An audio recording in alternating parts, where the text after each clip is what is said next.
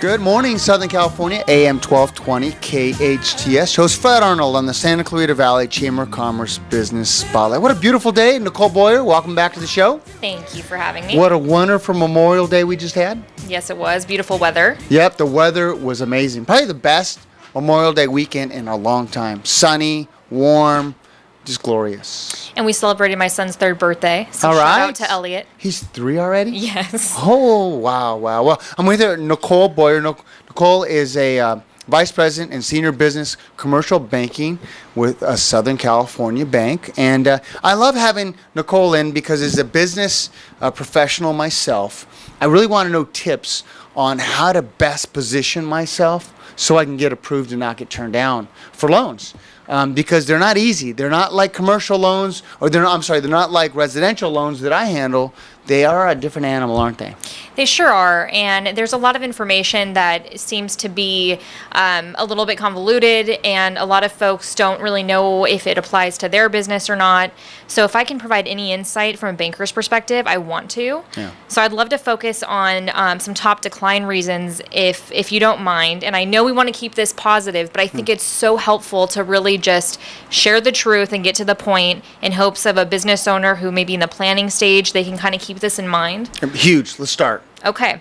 So there are some obvious decline reasons, such as insufficient cash flow, or earnings, if you will, insufficient collateral. So whether that be your general business assets, your commercial property, if you own it, liquidity, if you have that, or lack of. Another is the strength of the guarantor. So let's talk about cash flow. Cash flow is cash flow.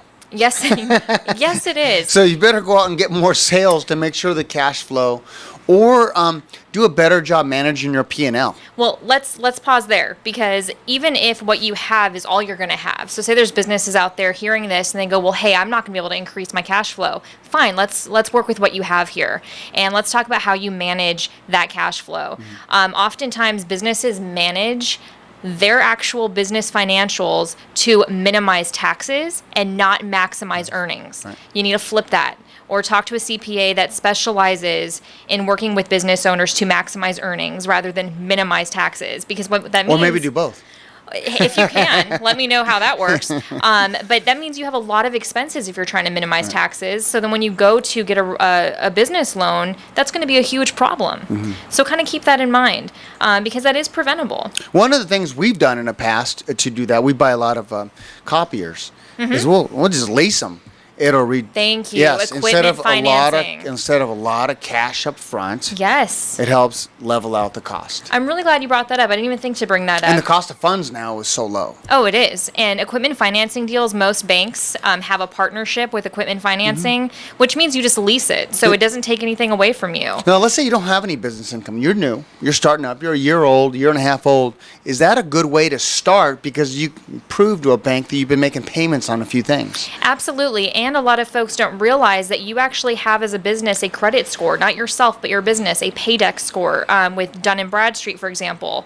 So yes, it does start that. And you want to show that you have that history, but then again, it doesn't solve all problems. Yeah. And Number 2. Yeah, so number 2, I like to talk about insufficient, or maybe I should say the poor quality of strength and personal guarantees. So every bank, majority, is going to request a guarantor. So meaning you as the business owner, you're going to have to personally guarantee that loan, not just your business, regardless of how you formatted it. So if you're an LLC, LP, S Corp, C Corp, it does not matter how you formatted your business.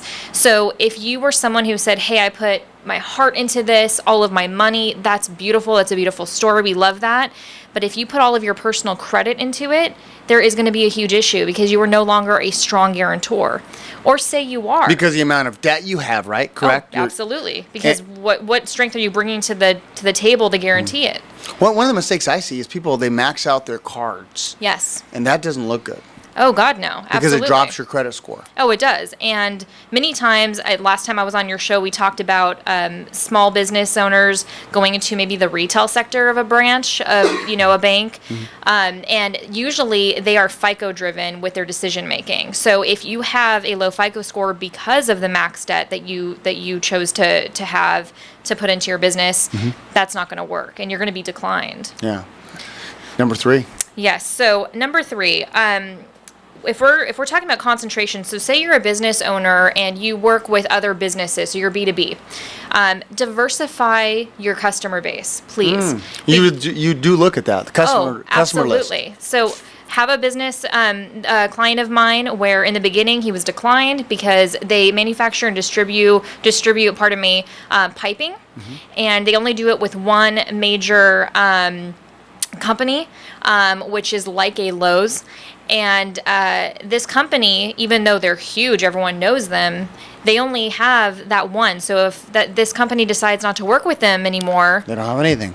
How are you going to pay? Yep. How are you going to be able to afford it? Diversify. Absolutely. Please diversify. What else you got? Oh, all right. How much time do we have? So, the management team, we also look at, and when I say we, I'm talking about majority of lenders. We look at the management team. Do they have experience in the industry? Are they new? We're not talking about what school they went to, just who are they? How long have they been doing the job? Or are you a fairly new management team? This matters. So again, all these pieces kind of add up. The industry, what are the industry trends? Is there any economic factor we need to consider? So for example, when we hear about gas prices, things like that, if that has a huge component to Will it affect it? Yep. Yeah, gas prices are really low right now. Yeah. If you get a $20 a gallon price increase in gas or a barrel of oil, Yep. what's that going to do to your business? There you go. Yeah. Absolutely. And then also seasonality. If you're a business that has some seasonal drops or highs, we need to know the story around that. It doesn't mean that it's an auto decline if you have a drop. Let's just mitigate that. Let's isolate that to being the only issue. Yeah. Give me one more. Okay. Let's talk about operating history. We're going to request 3 years financials from you. So we want to know, is there predictability? Are we going to know where the money's coming from? If I can please stress this one point, if you had an increase in profits 1 year, but you're, for maybe a real estate loan or a deal, or sale, but you're a dry cleaner, that's not going to count. Because it's not in the related field that you're in. Not at all. So we need to know, okay, why was there an increase? Why was there a drop? Is it related? Is this going to happen again? So we need to know trends. We will do an analysis of over year trends. Yeah, love that. Well, fellow provisor. Yes. Yes, thanks for coming in. I know you've had so much experience in banking, and I really appreciate you coming in. I don't look at you as a large bank. I look at you just as a mid-sized, comfortable B2B bank, and that's what I love about it. Versus the big ones that are hard to get answers for. We can get in with you right away. Oh, I love that. Thank you. Happy to help. Yeah, absolutely. Nicole, those that want to reach out to you? Yeah, you can find me on LinkedIn, Nicole Boyer, or my cell phone, 661-310-6167. Love that. Nicole Boyer. Appreciate you coming in. Thank you so much. Absolutely. We hope you enjoyed this edition of the Santa Clarita Valley Chamber of Commerce Business Spotlight. I'm your host, Fred Arnold, on KHTS.